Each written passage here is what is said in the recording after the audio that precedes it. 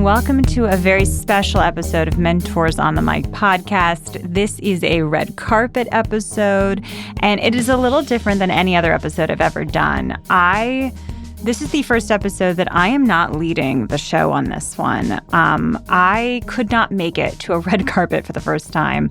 I had an incredible opportunity to see a documentary called American Revolution, which I highly recommend. I've heard it's amazing. I didn't get to go. I was supposed to go. Didn't get to go. It is a 6-part documentary series by director Ken Burns, and it will premiere on PBS on November 16th. It is a 12-hour series which explores the country's founding struggle of, the 8-year War of Independence and how, the U.S. was shaped into what it is today. So super timely. And it covers a lot of stuff, and it also stars a lot of really cool people, which I'll talk about. And I was so disappointed that I couldn't make it, but luckily I have someone who's absolutely incredible who's helped me with numerous red carpets in the past, Annika Horne. And Annika was able to fill in for me and do such an incredible job because the people, guys, on this red carpet are so cool. So we've got John Lithgow, Ken Burns, Lucas Hedges, Wendell Pierce, and Carolyn McCormick. She did such a wonderful job. I want to thank you, Annika, for covering for me and for providing these awesome interviews that we get to share on the podcast. So without further ado, here is the wonderful team behind American Revolution. I'm John Lithgow.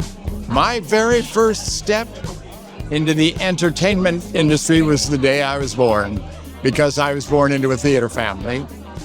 I do believe the first role I ever played was one of Nora's children in The Doll's House, and my father in the play was played by my father.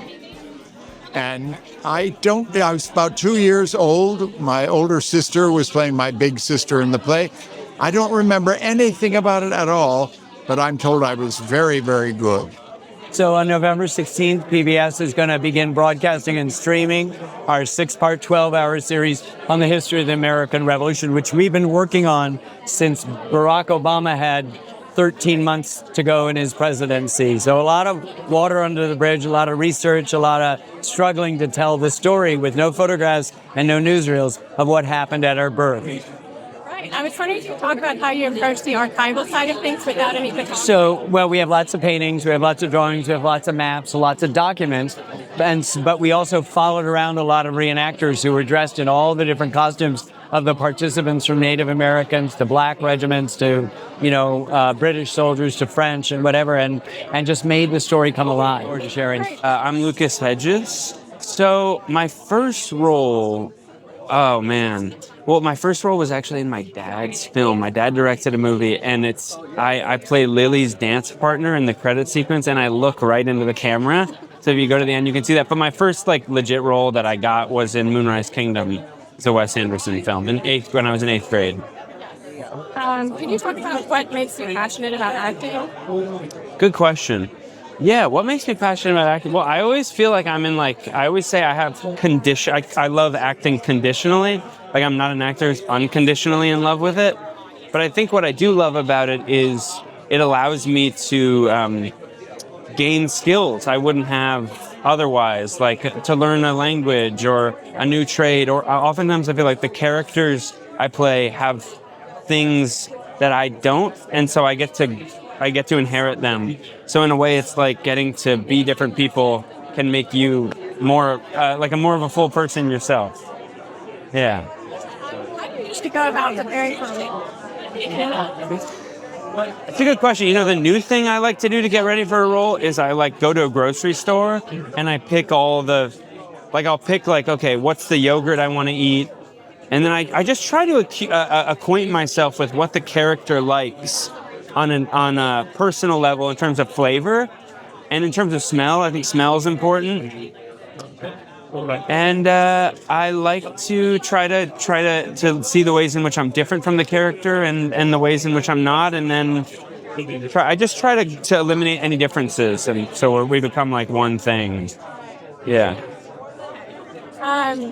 Do you have any creative dreams or goals other than acting? like Oh no, I've done it all. show or I think I'd like to write, be a writer more, and make my own films.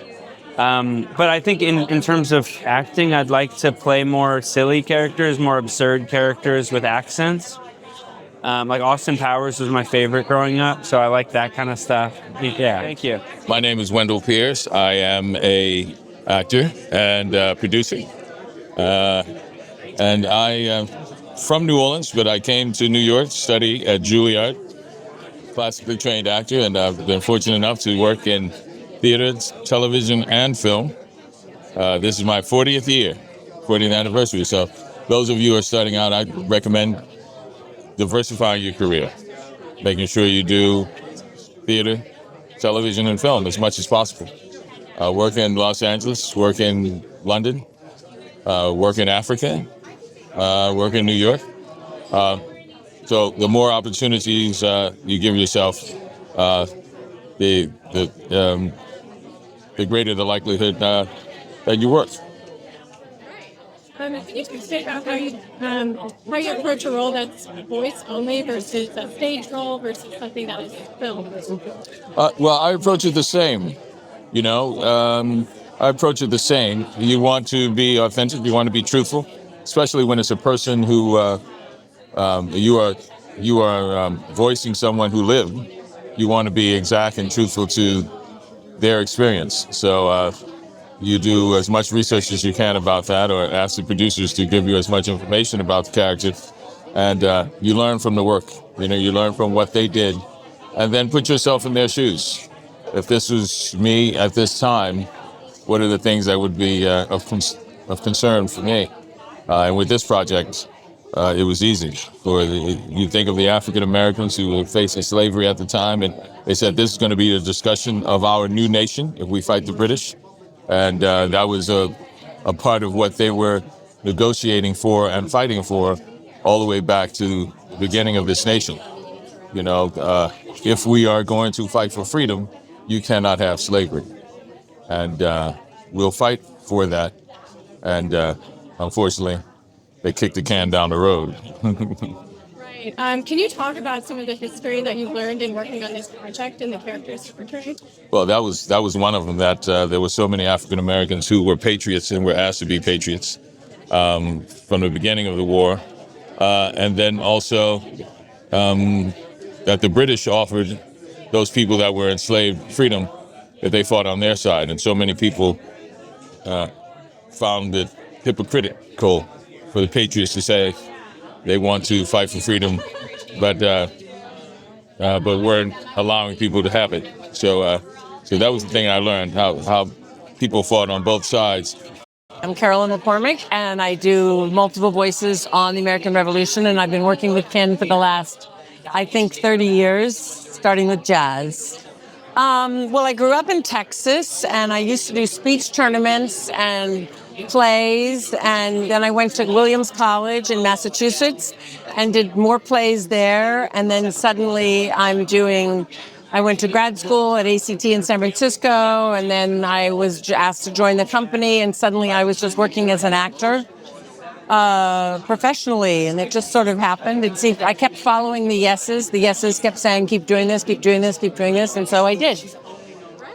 Basically. I was wondering if you could talk about the difference between how you approach like an on-camera role versus a voice role. That's so interesting because I teach a class which is basically called Stage to Screen, which deals with learning how to transition from the stage acting to film acting, and the lack of rehearsal that you have when you work in front of a camera, and the indulgence of rehearsal you have when you do a play, and that's a very different kind of orientation to how we work. And voiceovers are more like film in the sense that you just get the copy and then you just read it, and you really have to go with what your first instinct is, versus rehearsing and trying this out, and then the next day in rehearsal you can try something else out, and you keep working out all the little bugaboos until you figure out, okay, this is how I want to play this moment. And in film, you kind of have to decide on the fly in the moment, and then it's locked. You don't get to go back the next night and go, oh, I'm going to redo that, because it's locked. Right. That would be the main difference. But they're both fun, and to be good at any of them, I applaud. Stage acting, film acting, voiceover. I think it's an art form. Do you enjoy watching documentary series like this? I love watching Ken's stuff because I like how much he emphasizes the everyman of the story, and it isn't always about the famous, well-known person.